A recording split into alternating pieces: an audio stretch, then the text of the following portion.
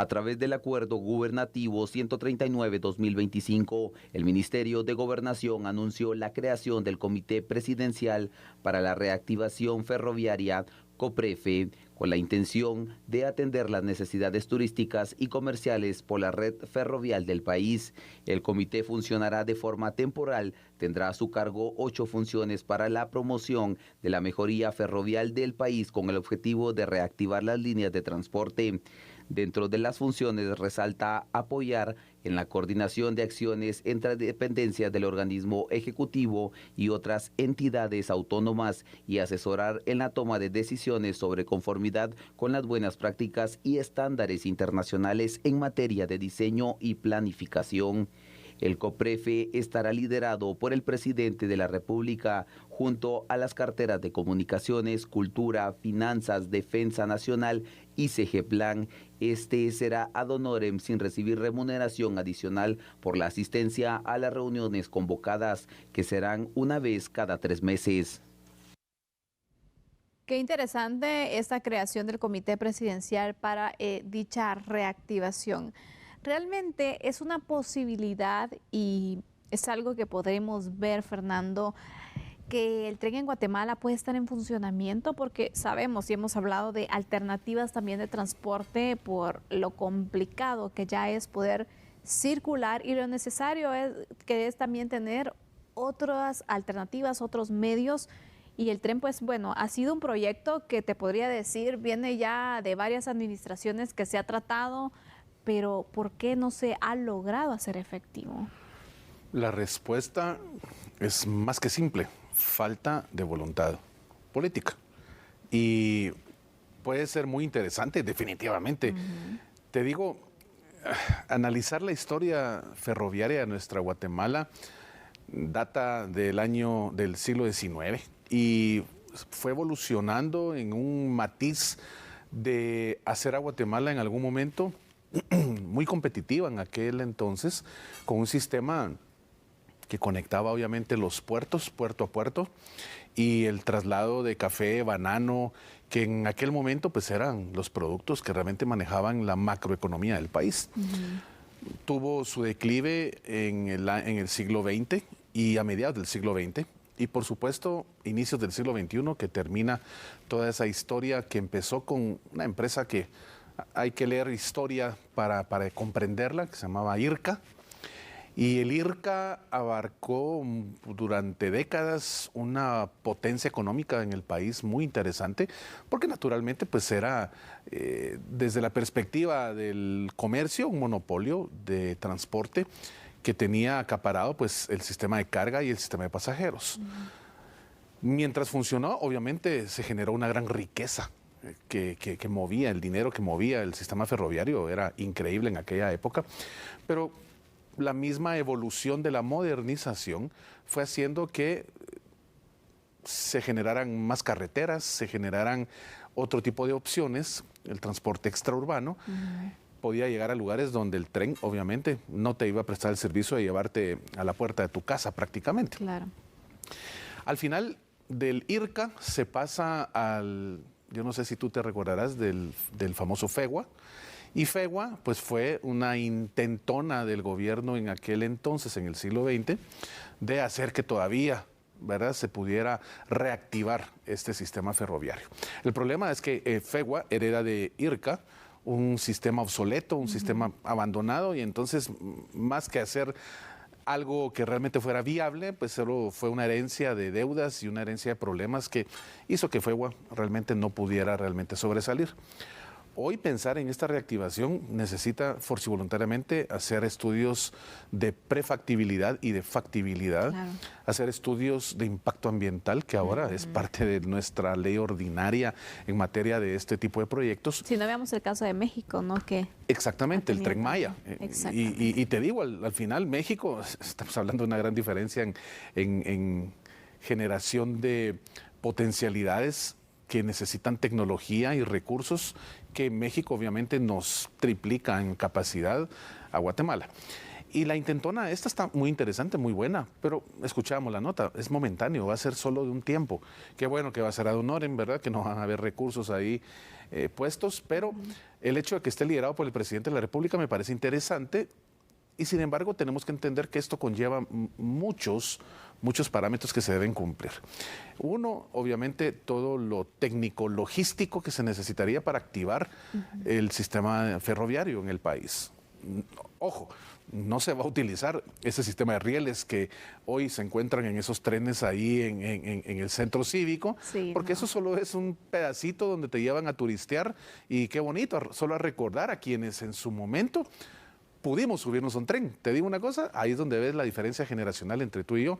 Yo me fui en tren cuando era niño. Yo nunca me hasta subí, Amatitlán, era la excursión, y ahí tengo fotos, incluso cuando yo era niño tenía una cara así como interesante, de asustado, ¿verdad? Y esa excursión obviamente era una vivencia fabulosa para la niñez de aquel entonces. ¿Qué era lo que básicamente buscábamos? Bueno, pasarla bien, divertirte. Para volver a generar eso, no hay que pensar en que el sistema que se está utilizando hoy pueda ser funcional. Es imposible. Hay que estructurar desde cero la instalación de vías, el balasto. Balasto es una piedra triturada que se pone en la parte de abajo de los rieles y utiliza unos mecanismos de descansadores que son, pues, obviamente necesarios para el peso de carga que se tiene que llevar.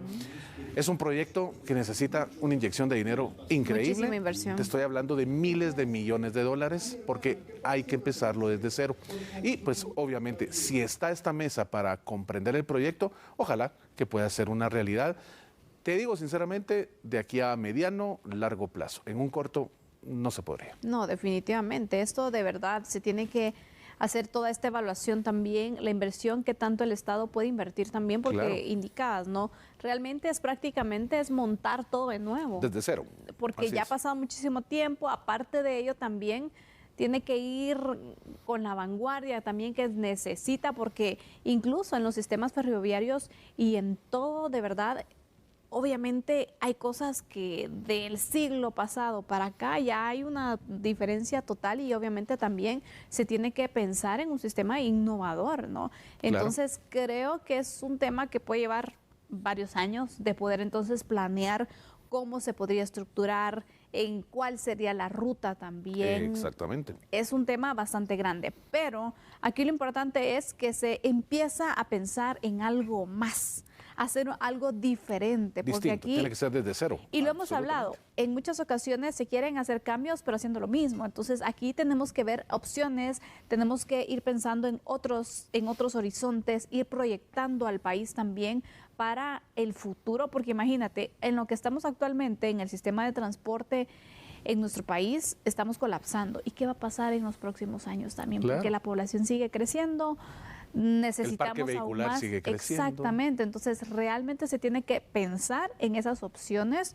Podría ser el tren, pero ¿en cuánto tiempo? ¿Con qué seriedad? También tiene que ser un proyecto, incluso una política que se le pueda dar continuidad, porque no sabemos, incluso la administración de Bernardo Arévalo lo podrá tan siquiera iniciar. Claro. O sea, imagínate de grande, tan grande que es el proyecto, que obviamente es una situación bastante complicada, pero es necesario que se pueda tomar y ojalá que esta comisión pueda de verdad medir la dimensión del proyecto que pueden estar iniciando y también lo que pueden estar dejando como legado también para nuestro país. Yo te digo, creo que hiciste ahorita mención de un punto muy interesante, el tiempo de gestión que le queda a este gobierno.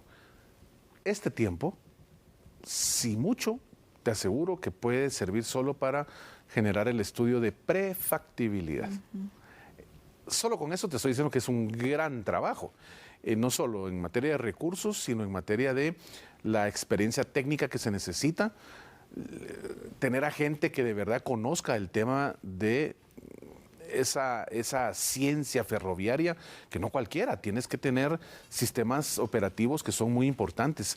Y como te hablaba, empezar desde la estructuración de dónde va a pasar el tren, tú lo mencionabas, cuáles son las rutas, vaya, ya tenemos la ruta, perfecto, ¿qué hay? No hay nada, hay que quitar todo lo que hay, porque todo ese riel, todos los durmientes, todo el balasto que está, data del siglo XIX. Entonces, obviamente hay que hacer una reingeniería y la infraestructura que hay que crear para el paso del tren, porque, Sandy, ¿cuál es la característica de nuestra Guatemala, de nuestra gente?